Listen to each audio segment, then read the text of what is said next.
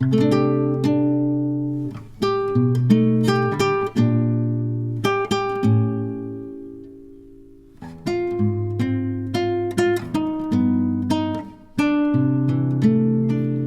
mapagpalang araw po sa inyong lahat. Ngayon po ay March 14, 2026, Sabado, sa ikatlong linggo sa 40 araw na paghahanda. Ang ating pong unang pagbasa at pagninilay sa araw nito ay hinango mula sa aklat ni Propeta Oseas, chapter 6, verses 1 to 6. Halik kayo at manumbalik sa Panginoon, pagkat ang nanakit ay siya rin magpapagaling. Siya ang nanugat, kaya siya rin ang gagamot. Sa loob ng 2 araw ay mapalalakas niya tayo uli. At sa ikatlong araw, tayo'y kanyang ibabangon upang mamuhay sa kanyang pagtangkilik. Halik kayo, sikapin nating makilala ang Panginoon. Tiyak na tutugunin tayo sa ating panawagan. Sintiyak ng pagdating ng bukang liwayway. Darating siyang walang pagsala, tulad ng patak ng ulan na dumidilig sa kaparangan. Ano ang gagawin ko sa iyo, Ephraim? Ano ang gagawin ko sa iyo, Huda? Ang pag-ibig ninyo sa akin ay tulad ng ulap sa umaga, gaya ng hamog na dagling na papawi.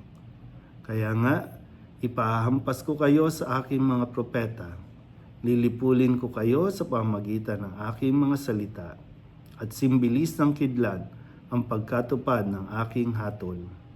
Sapagkat katapatan ang nais ko at hindi hain, at pagkakilala sa Diyos sa halip ng handog na susunugin. Ang salita ng Diyos. Muli po, isang mapagpalang araw sa inyo pong lahat at tayo po ay nagtatapos para sa ating pong ikatlong linggo at patawid tayo sa ika-4 na linggo na tinatawag na Gaudete Sunday. Pero ngayon po ay nasa ikatlong linggo na at maganda muli na magkaroon tayo ng paalala, pagsusuri sa ating mga sarili kung nasa na ba tayo, kumbaga sa stage of preparation.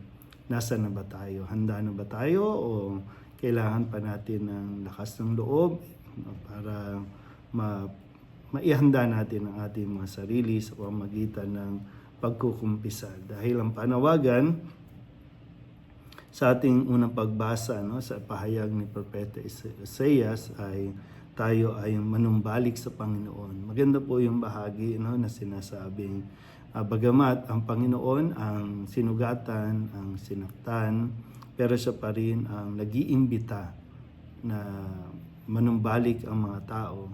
At ang sabi po, ang nanakit ay siya rin magpapagaling, ang nanugat ay siya rin ang gagamot. So tayo po, bilang mga tao, ang nakakasakit ng kalooban, ng damdamin ng Panginoon sa ating pong pagiging di tapat sa Kanya sa kabila ng mga kabutihan at mga biyaya na ipinagkakaloob sa atin. Pero tayo po ay madalas na nakakalimot at atin po siyang nasusugatan.